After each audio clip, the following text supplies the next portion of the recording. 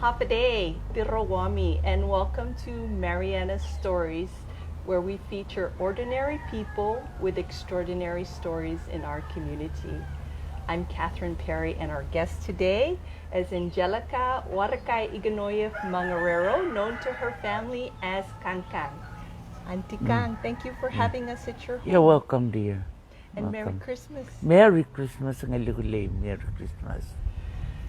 So this is the time of year when one of the most anticipated events of the Catholic Church happens, and that of course is the tradition of the nino, or baby Jesus. And of course, to help prevent the spread of COVID-19, the Nino procession this year has been suspended, but we wanted to focus in on this tradition because we know that a lot of people in our community look forward to this time. And Auntie Kang, thank you for agreeing to share your experience with the Nino with us. You're welcome. Can you tell us what it was like when you were a little girl? You grew up right here, actually, in San Jose. Yes. What was the tradition like when you were a little girl? The Nino on Christmas is very important to us, especially to many people, not my family only. I was taught by my parents, brought up especially by my mom in the church.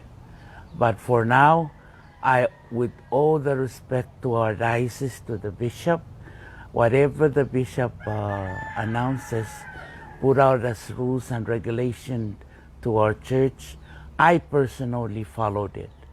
Up until now, I'm still taking the baby Jesus to home visitation within our village. So I follow all the rules what the bishop said. Long time ago, there's a group of us. I'm leading them from house to house, bringing the baby Jesus to visit the families here in San Jose.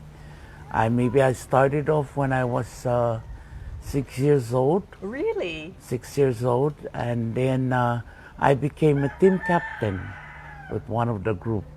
And up to now, at 67, I was expecting to go out again this year, but with the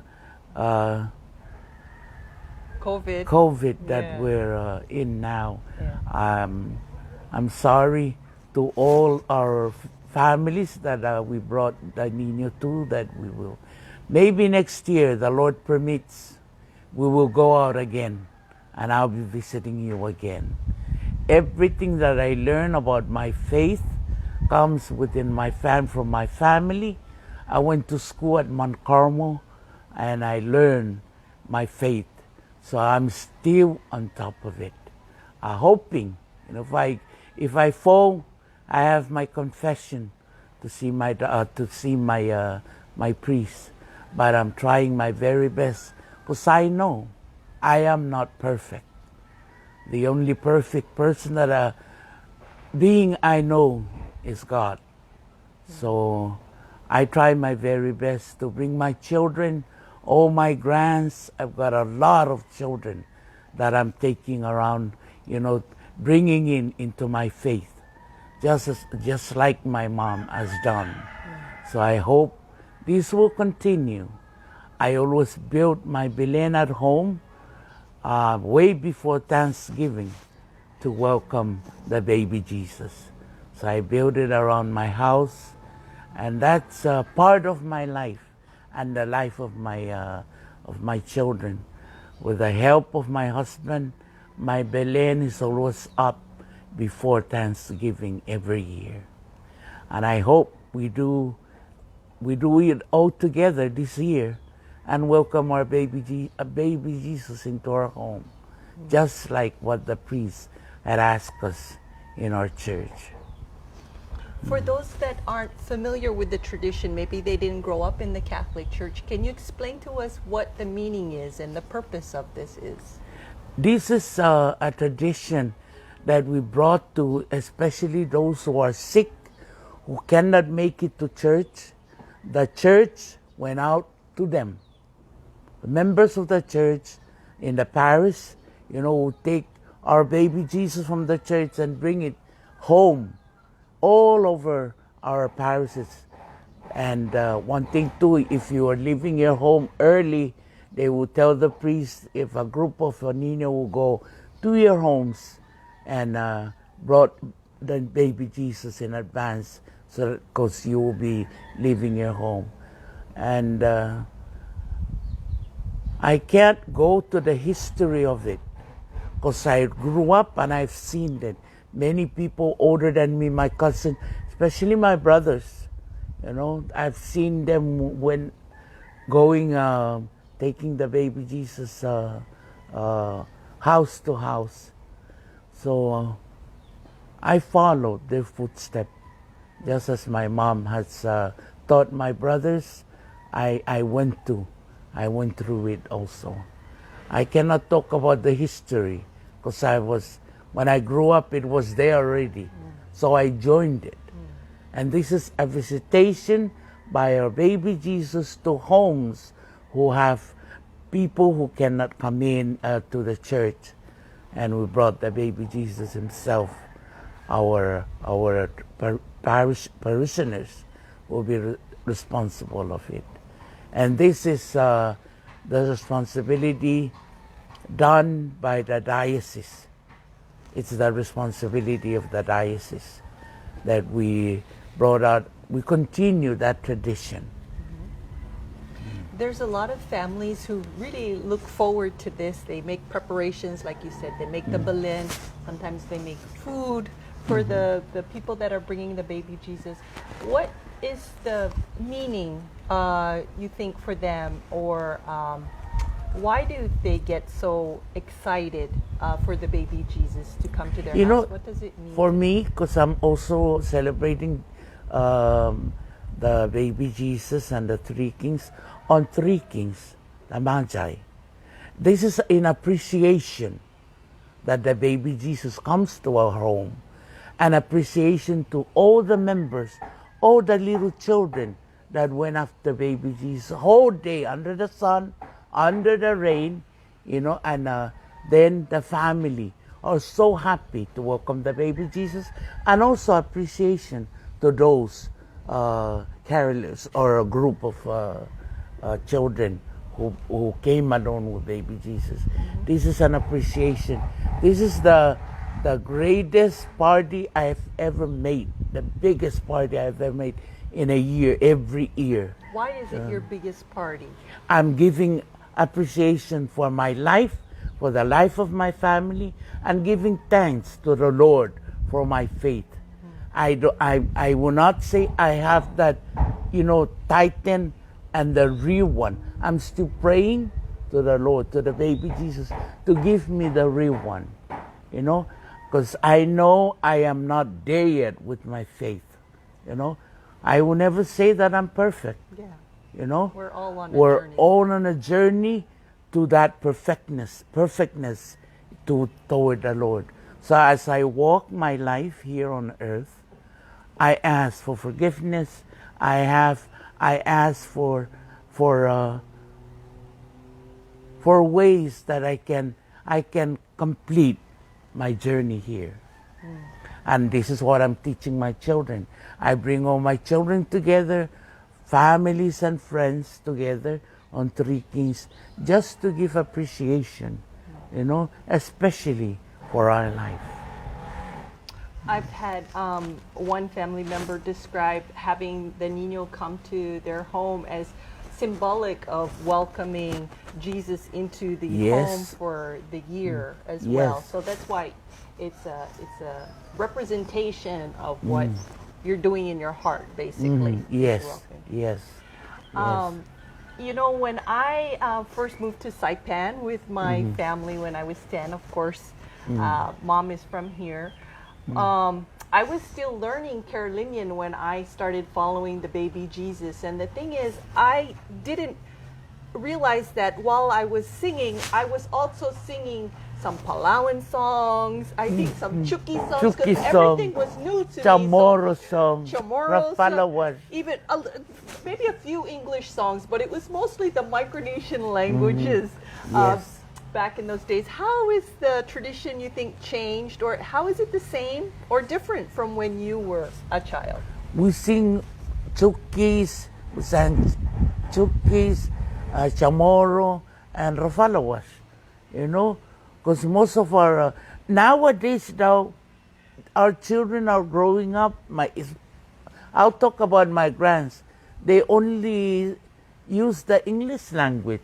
So they learn the English songs, you know, especially in all this gadget that they listen to. And I'm teaching them, you know, in Chamorro and in Rafalawas. My son, whom I adopted, si Manning Boy, no, I'm teaching him to pray in Chamorro.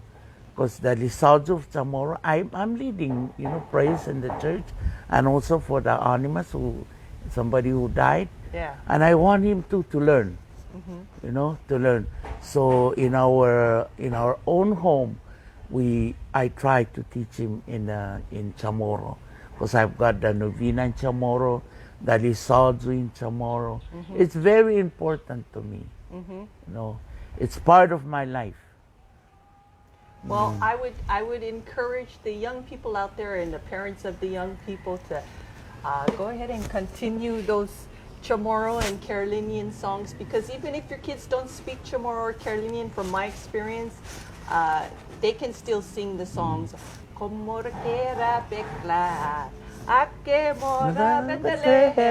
Palawan. Yeah. I don't speak Palawan, but that's the Palawan I learned following the baby Jesus. So what is it you're hoping for this year with the new year coming up?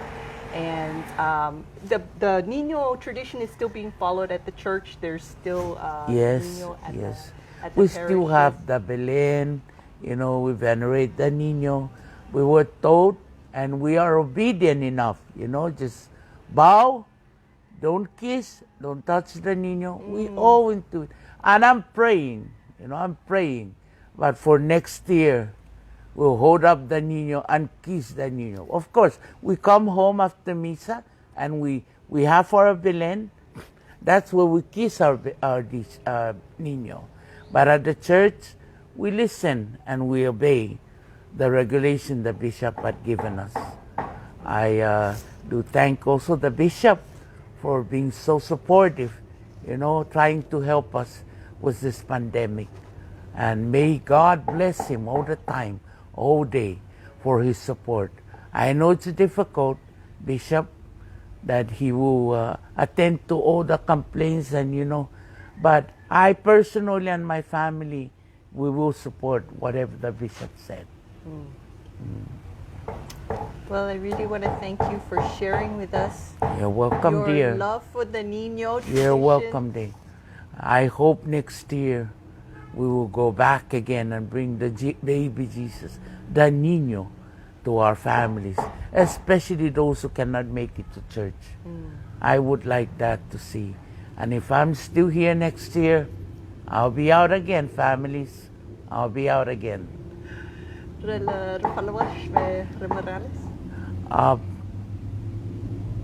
Ibu arang ngalir. Para amso todos Manyelo ni man ramaralis. No tao jama suka gogo na ta fanik ka ta fanobidenti. Pato gi offer finonya jan offer malagonya si bishop ja unoloki. Feliz Pascua jan anoniebo para todos samzo da malaguzo na para ta comprendi offer na titas estatisinya pau na sakan para fan mabisita it guato gigimata ni Nino. San si Jesus Masi po di kinemprendi mizo jan Feliz Pascua jan anoniebo ja si Jesus fan pinendisit.